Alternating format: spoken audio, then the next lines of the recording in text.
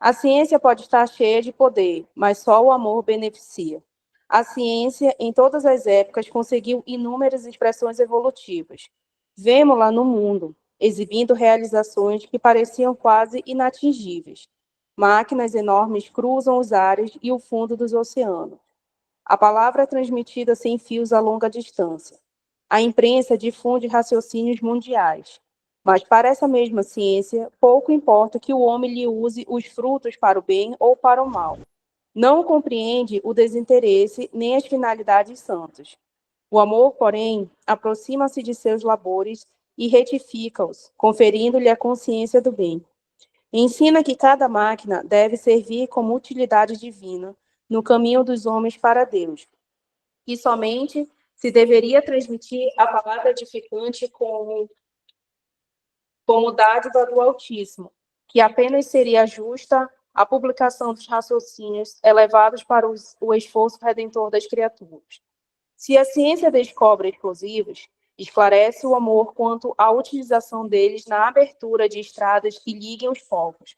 Se a primeira confecciona um livro, ensina o segundo como gravar a verdade consoladora. A ciência pode concretizar muitas obras úteis, mas só o amor institui as obras mais altas. Não duvidamos de que a primeira, bem interpretada, possa dotar o homem de um coração corajoso. Entretanto, somente o segundo pode dar um coração iluminado. O mundo permanece em obscuridade e sofrimento, porque a ciência foi assalariada pelo ódio, que aniquila e perverte, e só alcançará o ponto de segurança quando se render plenamente ao amor de Jesus Cristo. Então, vamos nos concentrar para essa palestra, pedindo que Jesus nos auxilie a nossa irmã, que vai apresentar aqui o tema. Senhor, ajuda-nos, acalma nossa mente, acalma nossos corações, para que possamos entender e compreender o que aqui foi dito, e que assim seja. Pode ir. Deixa eu só ver o que aconteceu com esse áudio.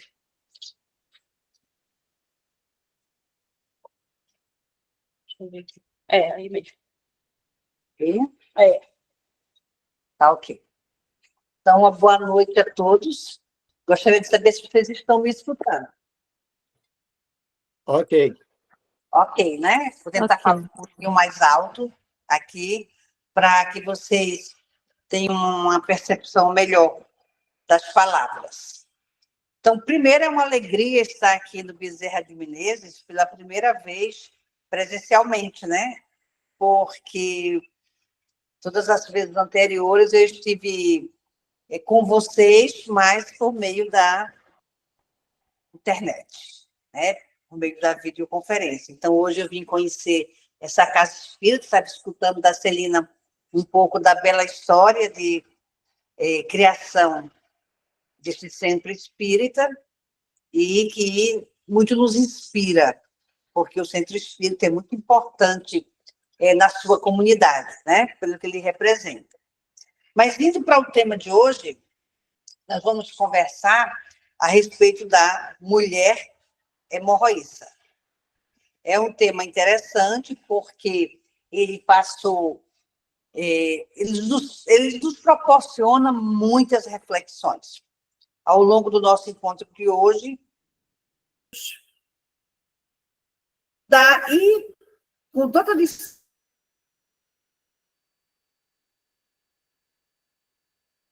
despesa que ela teve, não aproveita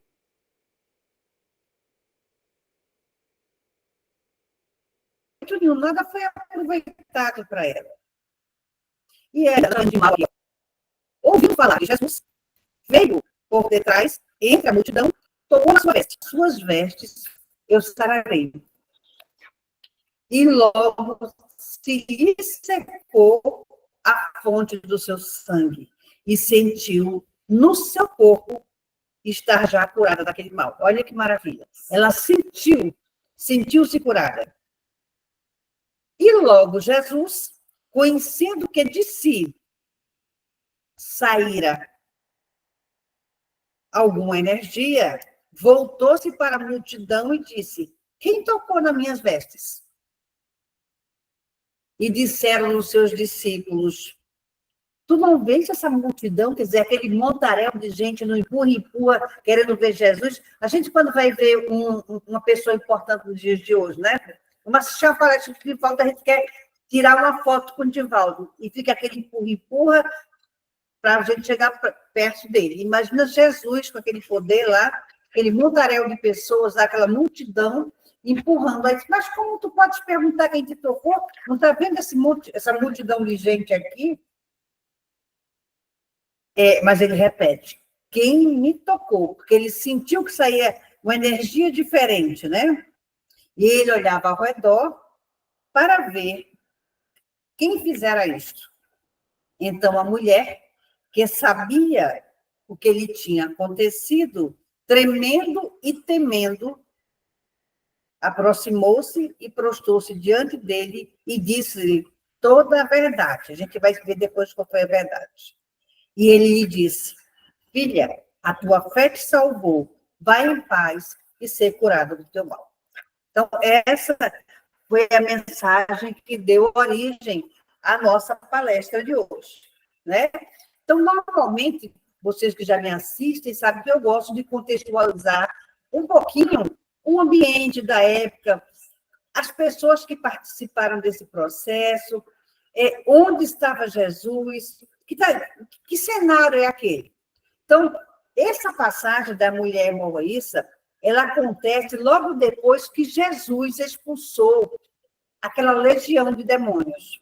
Ele estava no local e alguém disse, olha, essa pessoa está obsediada. No dia de hoje, a gente é obsedada, né? Essa pessoa está louca, não está em si. E quando Jesus se aproximou e perguntou quem está aí, eles responderam, eu sou uma legião, né? Demonstrando que aquela criatura estava totalmente envolvida por dezenas de espíritos ainda inferiorizados, de forma tão intensa que materialmente ele parecia enlouquecido. E então Jesus resolveu ajudar aquela criatura e dar uma demonstração para os que ali estavam que até os loucos podem ser curados quando há alguém que possa fazer isso e que observe que aquela loucura não é material, ainda não há lesão do cérebro, e sim um acompanhamento de obsessores que talvez precisem ser esclarecidos ou afastados de uma forma mais severa. Diz que o Jesus observou que um pouco distante, assim, tinha uma manada de porcos. E Jesus, então, ordenou que aqueles espíritos se apossassem, saíssem do homem e se apossassem dos porcos. Como eram espíritos ainda inferiorizados, eles se dirigiram para aqueles porcos e se jogaram no mar. E o que aconteceu? Acho que Jesus quase saiu esborraçado, porque os criadores de porcos não gostaram muito de ver a sua manada perdida se lançando ao mar, e pediram logo para Jesus se retirar. E nesse caminho, quando Jesus vinha para Cafarnaum, é quando a mulher hemorroíça toca nele, que acontece esse milagre. Ela recebe essa cura, que a gente vai falar depois. E quando isso estava acontecendo, ele estava se movimentando para ir curar a filha de Jairo. Né? O fariseu foi lá e disse, minha filha está morrendo e só tu pode curar. E aí Jesus ficou olhando para aquela criatura que estava entre aqueles que os perseguiam, mas ele demonstrou fé, e Jesus depois foi, mas aí é assunto para outra palestra, né? Vamos ficar com a mulher hemorroíça. Então, ele estava aí nesse movimento, vindo lá da cura do obsediado, passa pela mulher hemorroíça e vai, então, era um processo. Jesus estava aqui, nos seus últimos dias, demonstrando a potência espiritual que ele possuía e que poderia nos amparar de muitas formas. E aí ele demonstrou algumas formas, e ainda dizia, em todo esse processo, que aqueles que criam podiam fazer a mesma coisa, deixando a lição para cada um de nós, que nós também temos potencialidades mediúnicas, aqueles que são agraciados com esta possibilidade mais ostensiva de curar, de auxiliar um tratamento obsessivo em qualquer criatura que procure, desde que nós façamos isso com auxílio dos benfeitores espirituais. Mas seguindo aqui, tá? Vamos falar agora da mulher moralista. Fui falar só o cenário de que tinha acontecido. Esta mulher, segundo pesquisadores, inclusive filósofos que não são espíritas, mas são pesquisadores, disse que esta mulher, provavelmente, ela tinha vivido em Cesareia de Filipe, uma cidade que ficava a 150 quilômetros de Jerusalém e mais ou menos 60 quilômetros de Damasco. Ela estava lá, era uma cidade desenvolvida, por quê? Porque Herodes Filipe mandou construir essa cidade em homenagem a César. Nós sabemos que naquela época que Jesus estava, a Judéia, toda aquela Palestina, era comandada pelos romanos, lembra? E os soldados romanos fazem parte desse contexto, desse cenário histórico, inclusive da crucificação de Cristo. Então, os romanos tomavam conta. E os Herodes, porque foram vários, teve o Herodes o Grande, que é aquele que mandou matar as criancinhas quando Jesus nasceu, o Herodes Antipas, também que estava numa região ao lado da Judéia e da Peré, e o Herodes Filipe, que foi esse que mandou construir essa cidade, uma cidade bela lá, bastante desenvolvida, que hoje só tem ruínas, tá? Mas essa cidade tem uma importância, que a gente sabe que a região da Palestina é uma região seca. E lá nessa cidade tem a fonte que faz, de onde nasce o Rio Jordão, que tem uma importância muito grande ali para os judeus, né? Para os israelitas naquela época. Então, essa mulher morava numa cidade desenvolvida e que tinha condições. Por isso que ela está lá no texto dizendo que ela buscou tratamento antes de se dirigir a Jesus. Tá? Então, vamos começar a fazer algumas reflexões em cima do texto. Vou começar pela primeira frase, que diz o seguinte: e foi com ele e seguiam uma grande multidão que o apertava. Onde Jesus estava, as pessoas estavam acompanhando para escutá-lo ou para receber alguma assistência dele, de alguma forma. E essa questão de nós irmos até Jesus e o segui-lo nos leva a alguma reflexão. Primeiro, no contexto atual, nós que somos cristãos, né?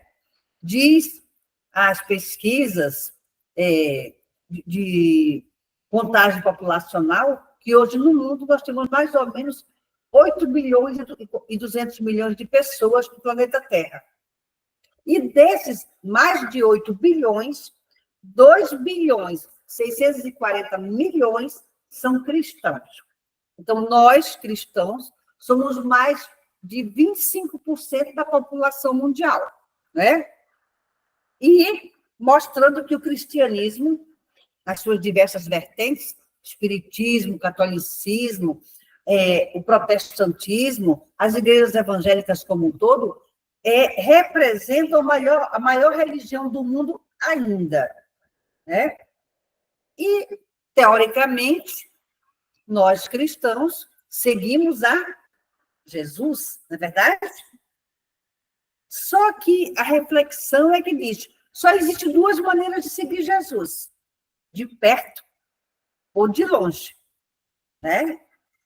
De longe é quando nós, muitos de nós, escutamos os ensinamentos de Jesus, achamos belíssimos, mas mantemos a distância para não modificar o nosso modo de viver, né? No momento em que a gente está sofrendo, a gente faz uma prece para Jesus, pede um apoio, podemos ser beneficiados, ficamos bem, esquecemos, nos afastamos dele para seguir a nossa rotina no mundo. Ainda não estamos preparados para seguir os seus ensinamentos. Também a forma de seguir Jesus de perto, né? Ouvindo, estudando, compreendendo e praticando os ensinamentos de Jesus. Diz que quando o Francisco de Assis, lá na sua cidade, lá em Assis, na sua igreja construída, junto com São Bernardo, Santa Clara e outros jovens religiosos, estava perto de morrer, os amigos que ali operavam com ele ficaram, e aí, Francisco, como é que nós vamos saber fazer, cuidar do nosso rebanho, porque a gente sempre quer que alguém tome conta, né? A gente fica mais à vontade, ele disse, o que a gente vai fazer? A gente não conhece as palavras do Cristo como tu conheces, não temos essa habilidade. Ele diz, não precisa, apenas viva, como Cristo ensinou. O maior exemplo é o nosso comportamento. O maior exemplo é seguirmos os ensinamentos no nosso dia a dia. Ele deu os 10 mandamentos lá. O que a gente precisa fazer, né? E ele reforçou o que é mais importante no nosso comportamento. Lá no comecinho dos 10 mandamentos, ele disse amar a Deus sobre todas as coisas e ao próximo como a ti mesmo. Então, se a gente ama a Deus e a gente nos ama, a gente se ama, né? E a gente ama o próximo como a gente ama nós mesmos, se a gente fizer isso, está legal. Mas é difícil amar o próximo como a nós mesmos, né? Como a si mesmo. Porque ainda o orgulho e o egoísmo nos impede desse amor mais intenso. Mas é a procura, é o esforço. Então, quem quer seguir Jesus de perto tem que ter esse esforço de tentar amar as 3 pessoas. Deus, a si próprio, e o próximo, representado toda a humanidade, todos aqueles que nos servem, que estão mais próximos. Então, nosso desafio como cristãos é seguir Cristo de perto. E foi isso que aquela mulher foi fazer. Ela veio de Cesareia de Filipe para Cafarnaum, porque soube que Jesus estava por lá. E passava por lá muitas vezes. Então, ela veio para tentar ficar mais perto, mais próxima de Jesus, né? E esta mulher? Como é que estava essa mulher? Olha o que é que diz lá no Evangelho. E certa mulher, havia 12 anos, tinha um fluxo de sangue. Nós, mulheres, sabemos como nós ficamos incomodadas no período do mês em que nós temos o fluxo menstrual, que é natural em toda mulher no seu período fértil. Faz parte da vida cotidiana. Mas quanto desconforto isso provoca na maioria de nós mulheres, né? E isto são 3, 4, 5 dias no mês, né? No ano, se juntar tudo, é um mês de fluxo menstrual. Esta mulher tinha todo dia durante 12 anos. Então, a gente vai pensar tudo que representava para a mulher. Primeiro, principalmente lá onde ela vivia, entre os judeus, ter um fluxo de sangue era considerado impureza. Então, a mulher era impura. E, por estar impura, ela não podia participar dos rituais religiosos, ela não podia se aproximar das pessoas nos momentos de atividades sociais, porque ela ia contaminar aquele local. Então, isso fazia com que ela tivesse um isolamento religioso, que a religião era algo muito importante para as pessoas da época, era uma forma de conforto espiritual que se buscava, e o isolamento social. Até os familiares se afastavam, a pessoa era colocada numa posição de contagiosa, impura. Quem se aproximasse também se contaminava. Nem o marido podia se aproximar da mulher durante o seu fluxo menstrual. Uma mulher que menstruava continuamente, ninguém chegava perto dela. Além disso, eu fiz um destaque, se vocês olharem aí do lado, dizendo que sangue é vida.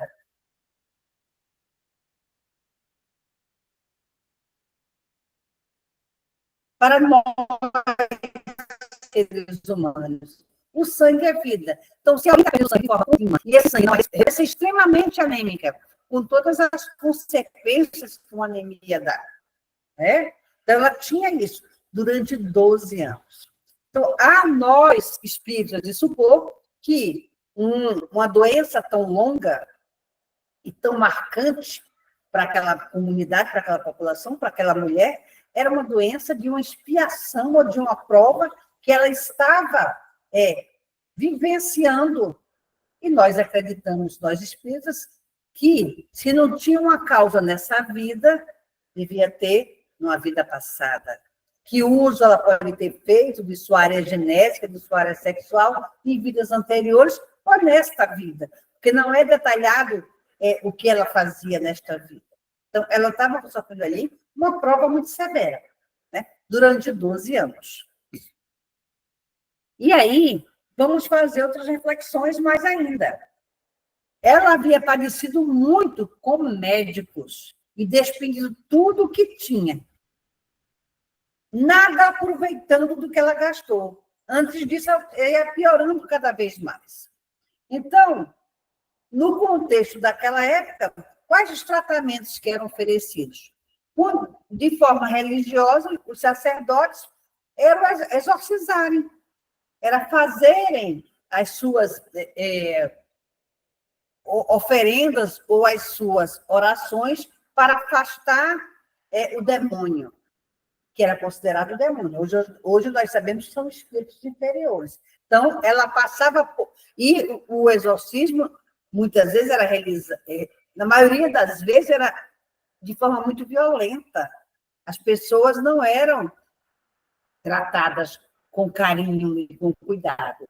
Era de forma muito violenta.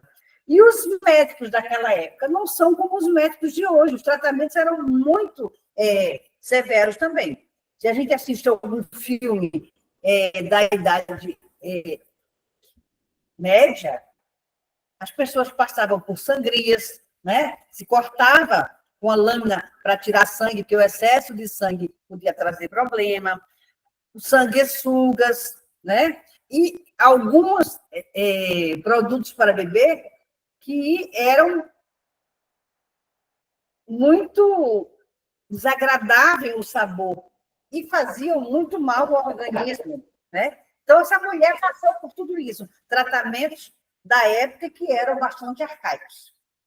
Além disso, ela vivia constrangida, porque nem a família queria ficar perto dela. Então, imagine você que ninguém quer se aproximar de você, você não recebe um abraço, você não recebe um carinho, as pessoas não olham para você, você se sente rejeitado. Então, a mulher constrangida vivia emocionalmente abalada porque era rejeitada.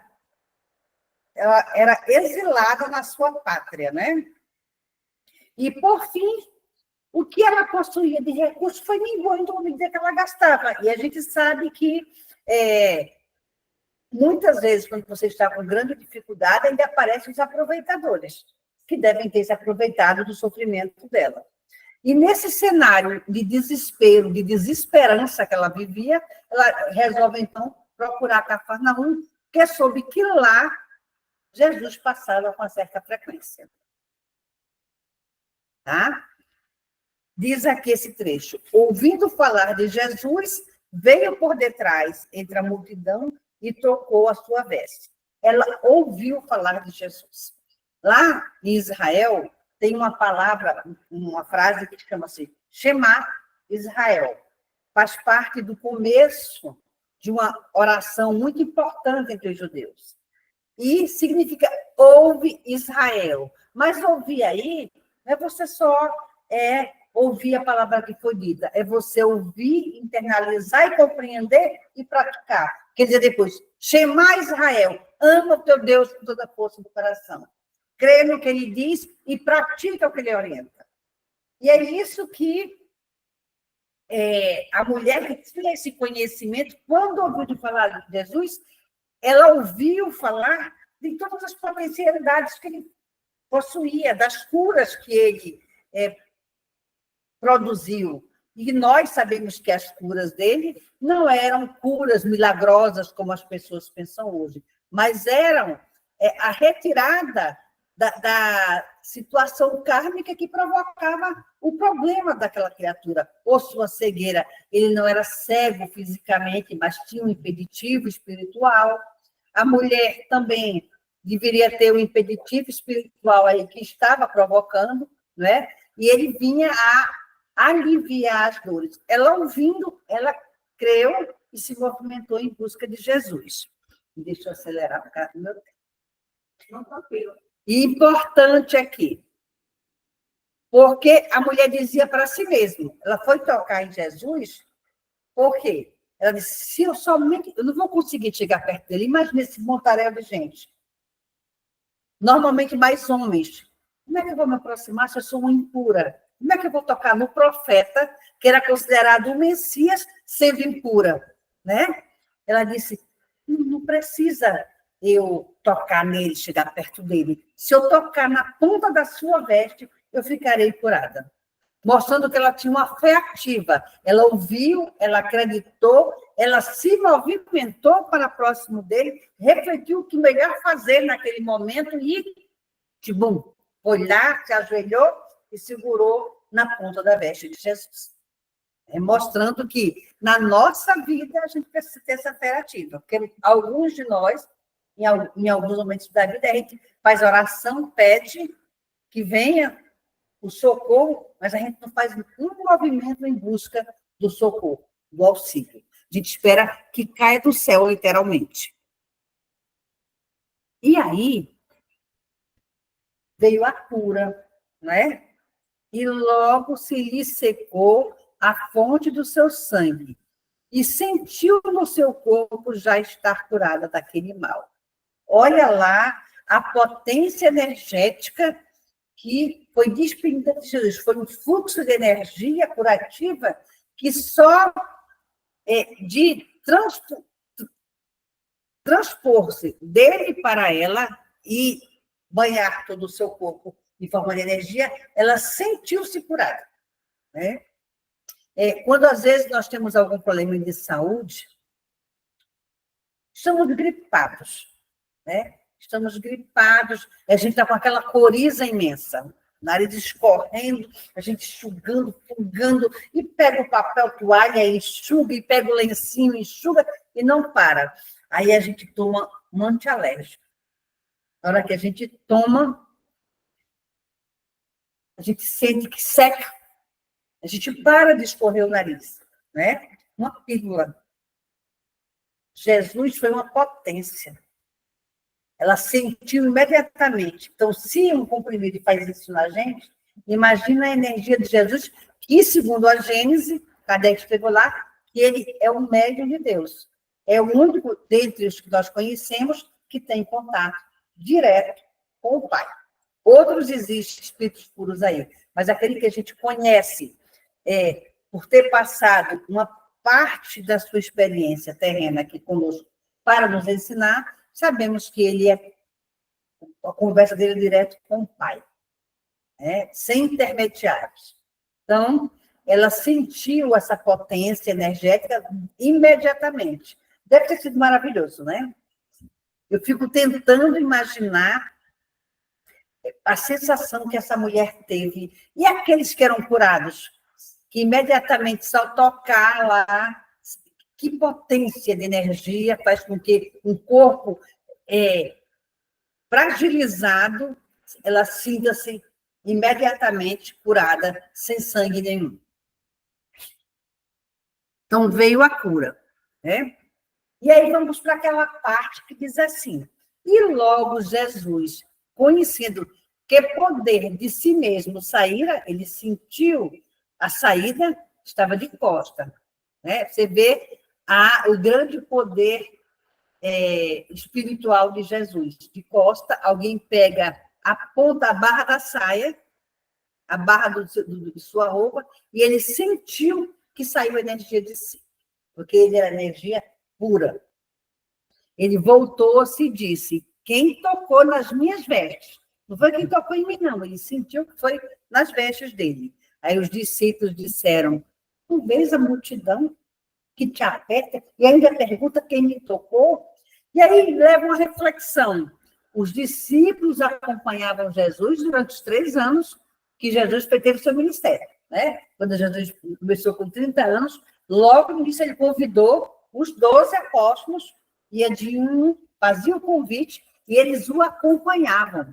Nessa época, já estava quase no fim do ministério de Jesus aqui na Terra. Foram 3 anos acompanhando, esses homens acompanhando aquela criatura, aquele espírito iluminado que estava ali com a missão de trazer para nós aqui na Terra os ensinamentos do Consolador prometido. Tinham visto Jesus agir de muitas formas e muitas vezes, e ainda não compreendiam as falas simbólicas de Jesus. Eles eram muito relativos, tudo era muito relativo, tinha que ser muito preto no branco, eles tinham que ver para crer. Lembra que Tomé disse assim, só acreditou que era Jesus quando botou o dedo na chaga? Né? A caminho de Emaús, e os 3 lá conversando. Jesus se aproxima, conversa com ele o dia todo, os 3, o dia todinho, faz reflexões sobre os ensinamentos, pergunta o que aconteceu, quando ele disse, não, soubeste que o nosso mestre foi crucificado, e as mulheres contam que ele desapareceu, que ele ressuscitou. Eles estavam saudosos de Jesus, mas não conseguiam perceber que aquele que estava ao seu lado era Jesus. Só depois pediram para ficar com ele, que a pessoa vinha acompanhando e já era 5 da tarde, anoitecer. A criatura podia ficar com eles até o dia seguinte para seguir a viagem. E só lá foi que eles perceberam a presença de Jesus. Então, a gente vê a cegueira espiritual que ainda existia nos discípulos. Eles não conseguiram entender que Jesus, sim, tinha potência espiritual para perceber que saía de si energia. Aí eles, de forma simplória, não vê que apertam, não vê. E isso acontece com muitos de nós, né? Na grandeza de Jesus, Filho de Deus, que veio aqui nos trazer o ensinamento, quantas vezes a gente, no cotidiano, esquece dos ensinamentos de Jesus. E olha que agora está escrito 4 evangelhos lá. Aí vem Lucas e reforça, que não foi apóstolo direto, mas tinha conhecimento, escreveu um belo de um texto lá, e está colocado, né? 4 evangelhos contando a história de Jesus. Nós, espíritas, temos ainda a felicidade de ter a complementação desses ensinamentos por meio do Consolador prometido. Aquilo que não ficou claro na época, porque nós, lá naquela época, não tínhamos condições de compreender, hoje temos, porque Kardec veio, coloca lá no Evangelho segundo o Espiritismo, pega a parte moral dos ensinamentos de Cristo e faz as reflexões, com o apoio de vários espíritos, sobre o que Jesus queria dizer com aquelas palavras que muitas vezes eram simbólicas. Né? Então, nós, hoje, temos possibilidades muito maiores de conhecer os ensinamentos de Cristo e estudá-los de forma mais clara e, então, colocarmos em prática de forma efetiva e não simbólica. Nós temos essa possibilidade. E, às vezes, falhamos. E eu digo para vocês, eu falho, vocês podem falhar, mas não é motivo para a gente se ficar se martirizando e remoendo a nossa falha o resto da vida. Refletir, arrepender, né? E reformar o modo de agir, levantar. Tem uma música que diz, levanta, sacode a poeira, dá a volta por cima e segue mais uma vez nessa caminhada. Porque nós temos um Deus que é soberanamente justo e bom e nos dá quantas oportunidades nós precisarmos. Se nós, pais do mundo, com os nossos filhos do mundo, quantas vezes nossos filhos falham e a gente perdoa e dá mais uma oportunidade para eles, imaginam o Deus que é perfeito em tudo que significa o seu amor absoluto. Então, sabemos que ele nos dá quantas chances for preciso. Outra reflexão. E Jesus olhava em redor para ver quem tocava, quem foi que fizera isso, quem tocou nele. Ele estava dando a oportunidade a quem tocou, aquela mulher, a dar o seu testemunho. Porque nada melhor do que quem passou pelo problema contar, né? Não é mais verossímil? Olha, eu vivi isso. Eu estou bem agora. As pessoas conheciam a história dela. E ela dizer que está curada naquele momento é um testemunho de que as coisas maravilhosas, coisas boas podem acontecer em nossa vida. Então, ele deu a ela a oportunidade do testemunho.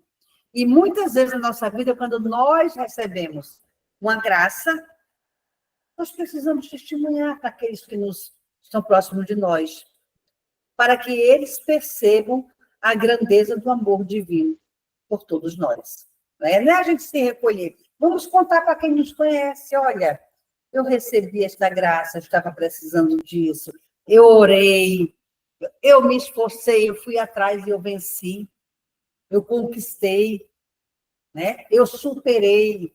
Então, o testemunho é importante porque isso dá força para os que estão passando por dificuldade naquele momento. Então, é muito importante a gente dar um testemunho. Outras reflexões. Ele perguntou porque ele queria um testemunho. Aí diz lá no Evangelho. Então, a mulher, que sabia o que lhe tinha acontecido, temendo e tremendo, aproximou-se, prostou-se diante dele, disse-lhe toda a verdade. Então, a mulher sabia, ele sabe que fui eu. Ele é um profeta. Jesus era o Messias, era um profeta de seu povo. Mas ela estava temendo. Temendo por quê? Era considerada impura. Não era uma mulher impura, que eu comecei a conversar com vocês. Ela sabia que era impura e que era rejeitada. Então, aquele profeta podia rejeitá-la publicamente ali. Então, ela estava tremendo de medo, de vergonha pelo que podia acontecer. Mas ela tinha uma fé ativa, lembra? Falei para vocês, procurou Jesus, ela aproximou-se, prostou-lhe e contou a história.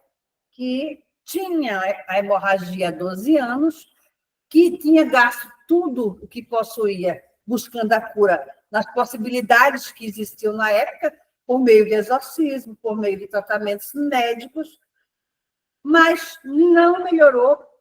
O que ela possuía estava se acabando, ela continuava sofrendo a rejeição, inclusive dos seus familiares, e aí ela ouviu falar dele, creu, tinha crença por tudo que ela ouviu no poder dele e veio, então, buscar a sua cura. Como tinha uma multidão muito grande, ela viu dificuldade de se aproximar e pensou que se tocasse nas vestes dele, se curava. Isso quem conta é a Amélia Rodrigues lá nos seus textos lindíssimos que fala daquela época. Se quiserem ler a Amélia Rodrigues, vão ver isso explicado direitinho. E Jesus, então, diz para ela, e ele lhe disse, filha, a tua fé te salvou, vai em paz e ser curada deste teu mal. Percebeu a fé ativa, o esforço, né? A busca de melhorar. Disse que esta mulher voltou para Cesareia de Filipe, que era a sua cidade, e lá ela relatava a todos que a conheciam o que aconteceu com ela. O poder de Jesus, a cura que tinha acontecido e que hoje ela era outra pessoa. Segundo os relatos em algumas obras, diz que esta mulher curada deu um testemunho também na sua cidade, mas sentia saudade dos ensinamentos de Jesus, sentia saudade da sua doce presença e do poder e da energia que emanava dele. E ela voltou, então, para acompanhar Jesus. E segundo lá se conta, ela acompanhava Jesus, inclusive no dia em que ele foi preso e foi levado na Via Sacra para a sua crucificação. Alguns dizem que ela chamava Berenice, outros dão outros nomes, mas vocês vão ter que um relato de Lucas fala o nome dela. Num dos momentos que Jesus cai, ela pega a sua toalha e enxuga a sua fronte. E lá fica gravado o rosto de Jesus. E esse pano aí está até hoje, que é o Santo Sudário, está aí com essas marcas que os pesquisadores vão e vêm, e uns confirmam, outros não, mas hoje em dia, pela datação de carbono 14, bate mais ou menos com a época de Jesus, e os detalhes de grãos também, que aparecem, de capins da época, minúsculos que aí estão, também batem com o tempo de Jesus. E essa mulher, então, recebeu o nome de Verônica, porque é aquela que viu a verdade. Então, essa mulher ouviu falar de Jesus, se movimentou em busca de Jesus, foi curada e testemunhou na sua vida até o final. Vamos seguir, nós estamos no final. O que é que eu busquei aqui agora nesse final é que essa mulher deixa ensinamentos que a gente pode fazer aplicações práticas na nossa vida de hoje. Né? Então, a primeira coisa... Que alguém entrou aqui com o microfone. Tá, deixa eu tomar uma água enquanto você...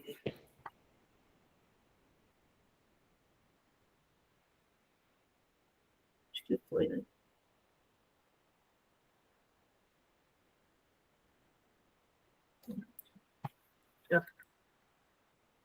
Então, nós precisamos, nessa nossa encarnação, nessa nossa vida no planeta Terra, ter fé ativa. Nossa fé precisa ser uma fé que se movimenta, tá? Confiando no que nós aprendemos e agindo. Então, se a gente aprende no Consolador Prometido que algumas mudanças de comportamento, ela pode nos trazer benefícios pessoais. Olha, eu estou sofrendo, eu tenho dificuldades na minha vida. Eu aprendi que esses sofrimentos, alguns deles podem ser... O sofrimento da gente tem duas origens, né? Nesta vida, pelo nosso agir nesta vida, ou de vidas passadas, como agimos na vida passada. Então, a gente deve o quê? Avaliar se nesta existência o meu comportamento, porque nós fazemos assim, mas eu sou tão bom, eu só busco fazer as coisas adequadamente e eu sofro. Né? Eu lembro que eu mesma passei por um período de dificuldade, e foi uma dificuldade muito delicada, porque era uma dificuldade que eu tinha com a minha genitora, com a minha mãe. Nós frequentávamos a mesma casa espírita, e teve um momento que eu me senti sobrecarregada, me achando incompreendida, e fui procurar a presidente da casa, que era a dona Isis na época, e fui lá me queixar. Eu disse, não consigo compreender. Olha, sou dirigente de ESD, ajudo no que eu posso, lá na DAEA, nas ações de caridade, da forma que eu posso. Aí fui listando o que eu fazia, dizia, então é muito injusto o que está acontecendo comigo. E ela me disse, minha filha, não existe vítima inocente. Vamos verificar o que pode ser. Então, nesta encarnação, aparentemente, eu estava até seguindo os preceitos, né? Mas aquela rusga, aquele problema de incompreensão entre mãe e filha, ela não vinha desta vida, ela vinha de outros, e nós precisamos, então, buscar socorro espiritual para pacificar as duas. Né? Não existe vítima inocente, meus irmãos. E aí, eu consegui, graças a Deus, ainda nessa existência, encontrar essa pacificação, e nos últimos 2 anos de vida da minha mãe, eu me mudei da minha casa, deixei meu marido com as minhas filhas, e passei a dormir com a minha mãe todas as noites, porque ela começou um processo de demência e não queria cuidadora, né? depois de algum tempo, eu consegui que o médico a convencesse de ter cuidadora de dia. E eu mostrava para ela que a casa tinha câmeras, colocamos câmeras em todos os locais do apartamento dela, inclusive no banheiro. E as câmeras tinham um microfone que captavam tudo que era falado na casa. E que, mesmo apagadas as luzes, aquelas câmeras captavam as imagens. Então, ela não estaria desamparada, eu estaria vendo pelo meu celular, em qualquer lugar que eu estivesse, eu acompanhava. E ela, então, aceitou cuidadora de dia, e eu passei durante 2 anos, todas as noites, dormindo com ela, com as exceções, em alguns momentos, que as minhas filhas iam me render por algum motivo de saúde meu. E quando ela partiu em paz, e eu também fiquei em paz.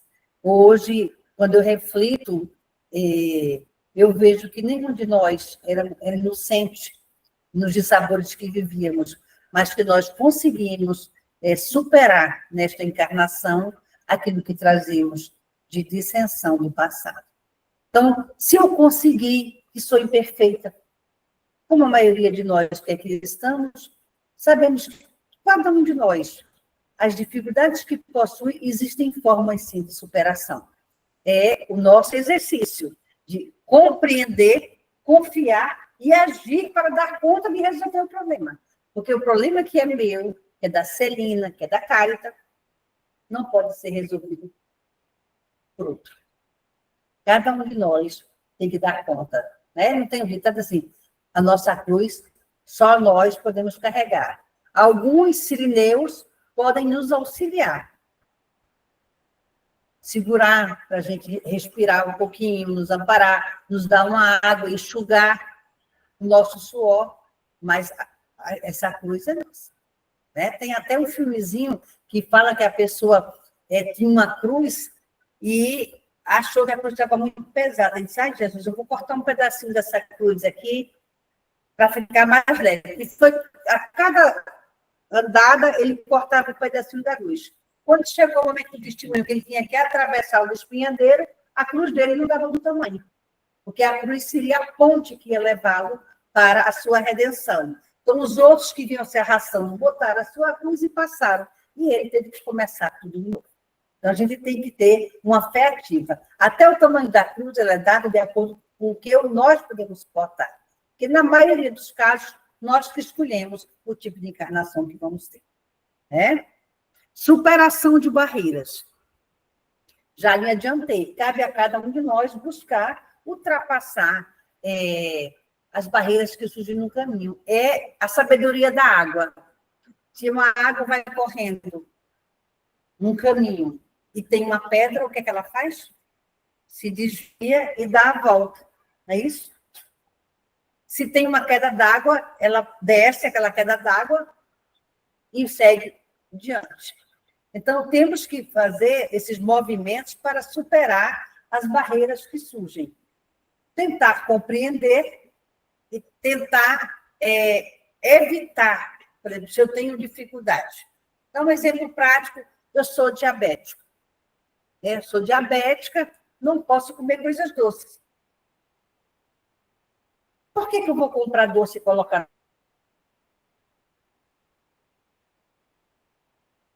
na minha geladeira?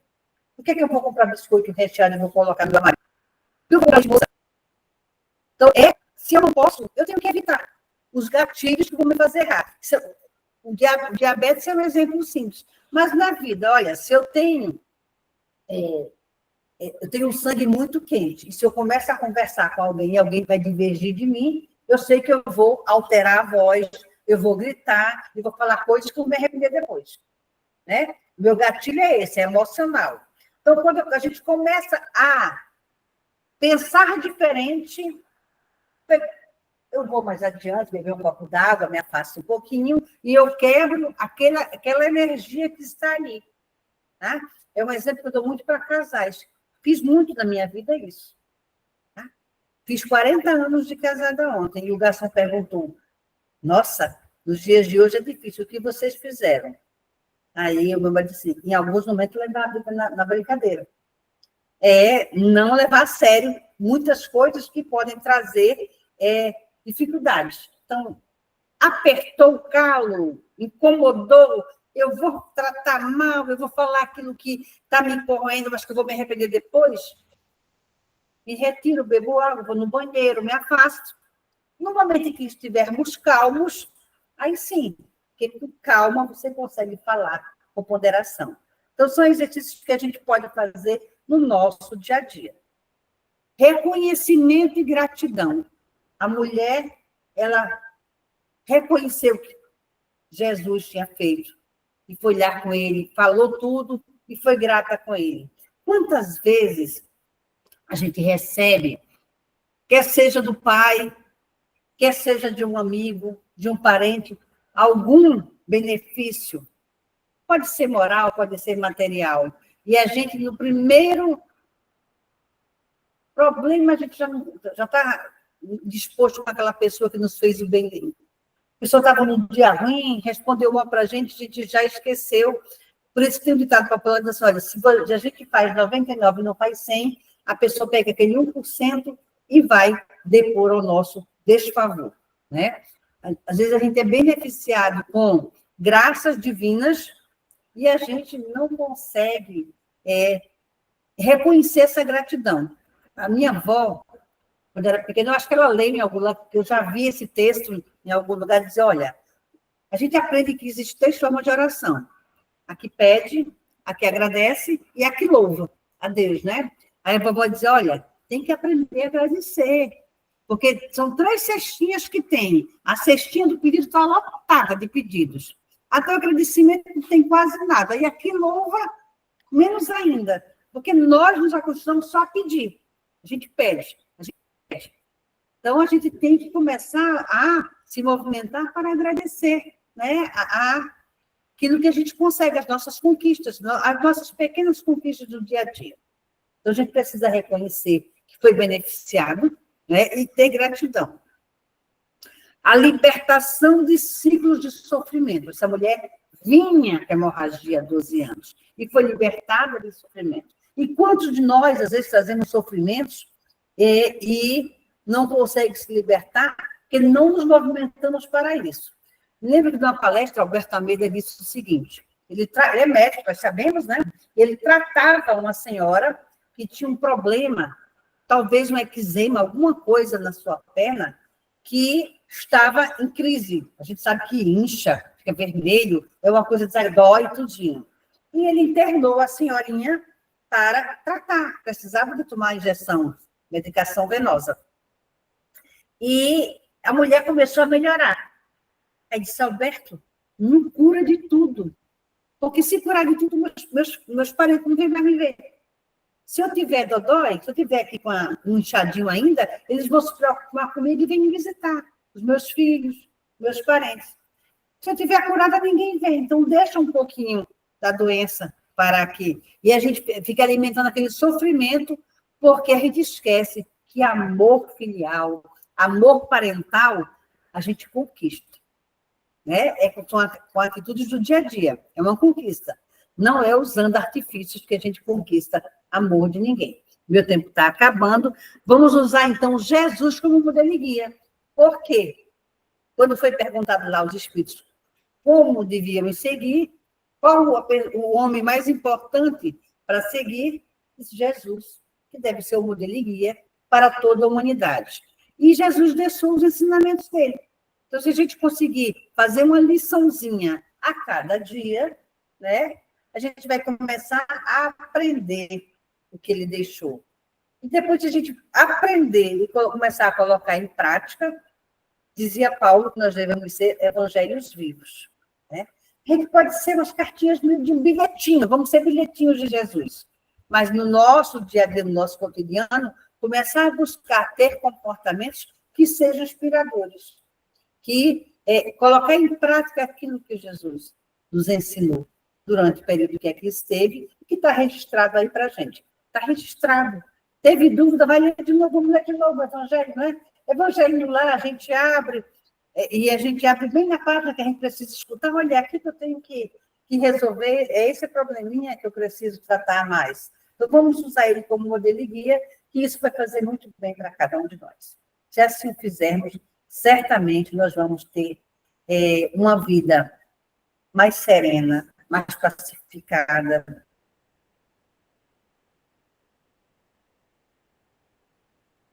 Nós vamos, ao desencarnar, sentir que valeu a pena o esforço de mais uma encarnação. Então, fiquem com Deus e Deus abençoe a cada um de vocês. Obrigada.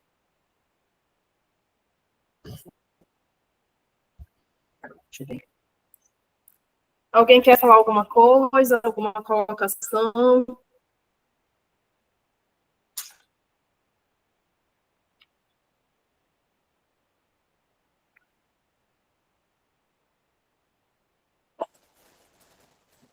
Não?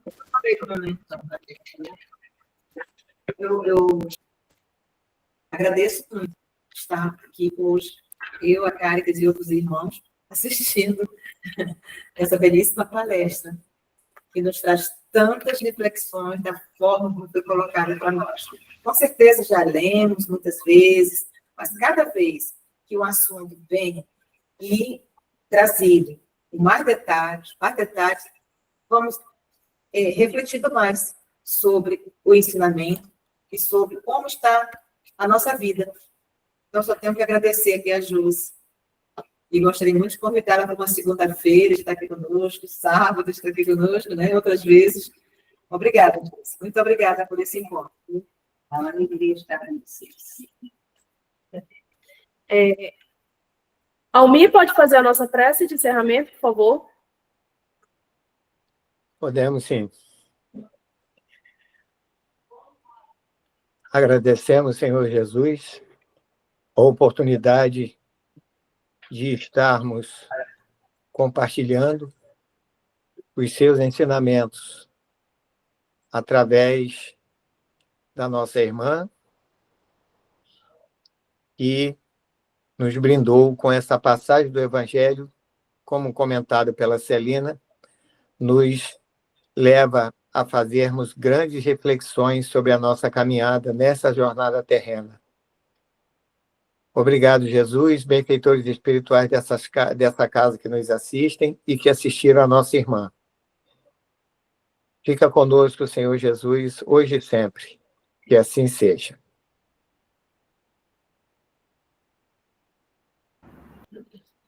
Muito obrigada pela participação de vocês, muito